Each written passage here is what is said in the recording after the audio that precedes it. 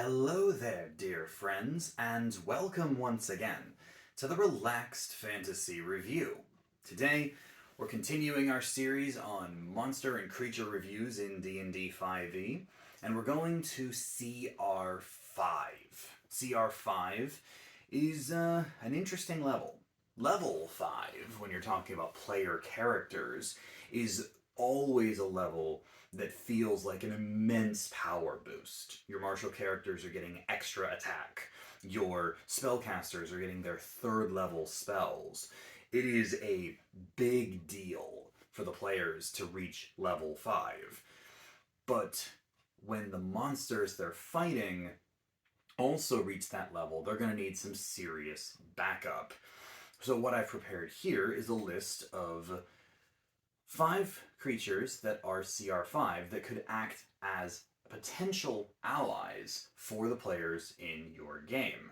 Players, these are the kinds of creatures that if you meet in game, these are all either good or neutral creatures, meaning that with the right amount of persuasion or teamwork offer or bargaining perhaps, you may be able to secure their help in whatever quest you're going on. But before we dig into the creatures, I'd like to let you know that Relaxed Fantasy Review has memberships. For just $1 a month, you can support my channel here on YouTube. You get a little badge and your name next to the comments, as well as my undying gratitude. Just click the join button below this video and join in the conversation. I'd really love to see you down there. And even if you can't, thank you for watching and supporting me here on this platform. So let's start off with a classic pick. We're going to go to Volo's Guide to Monsters and have a look at the Transmuter. The Transmuter is a magic user that could be an ally for you. They have a standard AC of 12, 40 hit points, and a 30-foot speed. They're not particularly physically intimidating. They have a quarterstaff attack, +2 to hit, 1d6 -1, pretty standard for a spellcaster. But because they're a transmuter, like a transmuter wizard, they have the transmuter stone, which they can bestow upon other people. This stone that they create can grant dark vision, a speed boost, proficiency in constitution saves, or resistance to different types of damage, elemental damages. And that's great. Having an NPC that can grant this to someone is a real big power boost. But the real feature we're here for is their spells, of course. They've got your standard stuff like Mage Armor to boost their AC to 15, Ray of Frost if they run out of spell slots. But as far as their powerful magic goes, Hold Person, Slow, Fireball, always nice, as well as Polymorph, one of the greatest spells in the game, and Telekinesis. Having one of these characters on your side gives you access to 5th level spells, which most player characters don't get to level 9. So if you're in the mid tiers of the game, this is a powerful ally, bringing a new level of magic to the party. Now, moving on, we're going to talk about an interesting creature. The Time Dragon. Time Dragons were a whole thing in Mort's Planar Portal. They don't really fit into any of the standard dragon types. They're not chromatic, metallic, or gem dragons. They are their own thing. But the Time Dragon Wormling does fit into the CR5 level, with an AC of 17, 75 hit points, a 30-foot ground speed, 30-foot climb speed, and 60-foot flying speed. Their multi-attack is your standard rend, so they're using their claws and teeth, with a +7 to hit, doing 2d6 +4 damage. But their breath weapon is truly something special. The Time Breath recharges on 5 or 6, like most dragon breaths, forces a con save, so that's a bit tricky.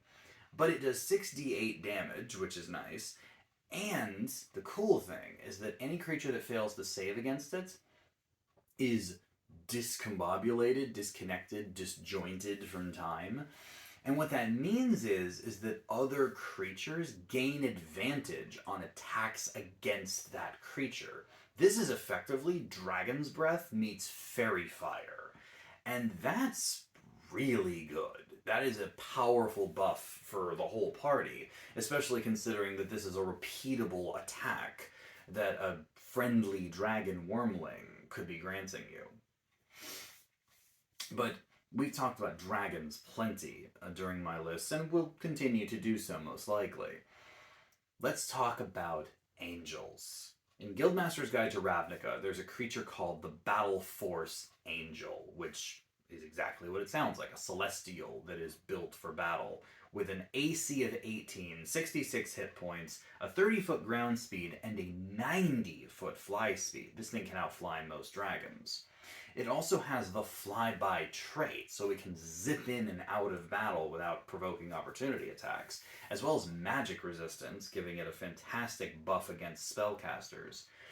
It has a standard longsword multi-attack, except that when I say standard, it's actually doing a bunch of damage. Plus 6 to hit, 5d8, plus 1d4, plus 3. Loads and loads of radiant damage coming from this angel's magic sword. And if that isn't enough, they also have Battlefield Inspiration, which functions like a bless effect, where they designate creatures on the battlefield and grant them plus 1d4 to their attacks and saving throws. Supremely powerful. This is the sort of thing that you could absolutely see coming from like a paladin with crazy powerful strikes, mirroring the smite power, just really, really tough. And then you've got flying and the bless spell, and yeah, this thing is basically like throwing a mid-to-high tier paladin in with your party, and there's nothing wrong with that.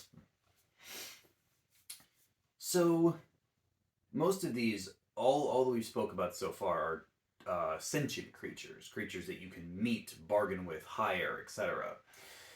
This one's a construct, the Skitter Widget. These are actually a construct creature that appeared as a vermin-type creature in Candlekeep Mysteries. And they're basically like centipede-style bugs, but they're really big, and they are mechanical, clockwork. With an AC of 18, 85 hit points, a 30-foot ground speed, and a 30-foot climbing speed. Their unusual nature means they don't need to eat, sleep, drink, or breathe. And they have lightning absorption, which basically means that if they're hit with a lightning spell, instead of taking damage, they heal for whatever the damage would be, which is pretty cool. They have an interesting thing. They've got these little versions of themselves, jitter widgets, I think they're called, and they're just baby skitter widgets. The skitter widget actually has a feature called the good parent reaction, where if a jitter widget, the small version, is about to take damage, the skitter widget can force disadvantage on the attack roll, very much like the interception style. I don't know if rules is written that would work on anything other than a little skitter widget, but I personally as a DM could see that being a reaction that you just grant to the party. Kind of like the Steel Defender from the Armorer Artificer. As far as their attacks go, they've got a bite attack with a plus 6 to hit, 2d6 plus 3 damage, and an automatic grapple, so that's cool. And a tail attack with a plus 6 to hit, does 4d6 plus 3 damage, and forces a constitution save or stuns the creature it hits. So it's either grappling or stunning, and that's a pretty potent offensive ability, especially when you've got a party that has a pet skitter widget that they either purchased or built, and they're using this against their enemies. Solid powers. And finally for this list, from the Monster Manual, the classic old book, we have the Elementals. The Earth Elementals, the one I'm talking about today. Earth Elementals are tanky, powerful monsters. Their AC is reasonably standard for the level, 17, but they have 126 hit points, which is a massive pool in the mid-game. That is very, very similar to mid to high tier barbarians. Their speed is 30 feet, and they have a 30-foot burrow speed, which means they can dig as fast as they can walk. But interestingly, they have the ability called Earth Glide, which means that they don't disturb the earth that they are burrowing through, which effectively means that these creatures don't have to dig a tunnel that can be followed. They can just kind of merge into the earth and move through it with a standard 30-foot speed without any sort of traceable trail. That's actually incredible for stealth.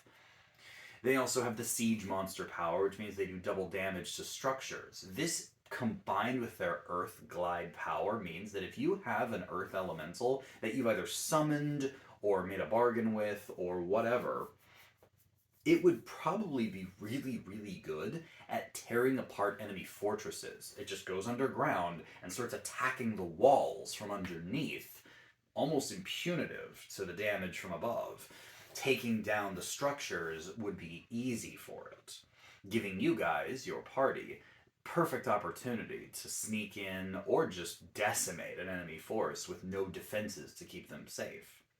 As far as its attack goes, it's your standard slam multi-attack. Plus 8 to hit, not bad, and 2d8 plus 5 damage. So it doesn't hit the hardest, but with its incredible defense, as well as its giant pool of hit points and its ability to go underground with ease, an Earth Elemental is a sleeper hit. A lot of folks like to think about like the Fire Elemental or the Wind Elemental being these creatures that can fly and do massive amounts of damage. I think the Earth Elemental is the sleeper hit. I'm absolutely on the side of saying that I would rather have an Earth Elemental on my side than any other, because of its ability to just go underground and not take damage while popping up and damaging enemies or destroying buildings. That is an undersold power in D&D, the ability to break through walls and buildings with relative ease. So, real good pick, the Earth Elemental. Any of these creatures would be great picks for a party.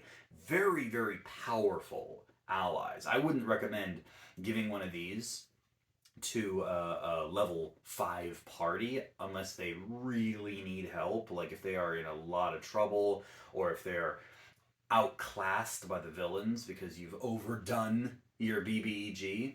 Having one or two of these on their side would absolutely even the playing field. So players, if you can get a hold of one of these NPCs in your party, do it. It is well worth the effort.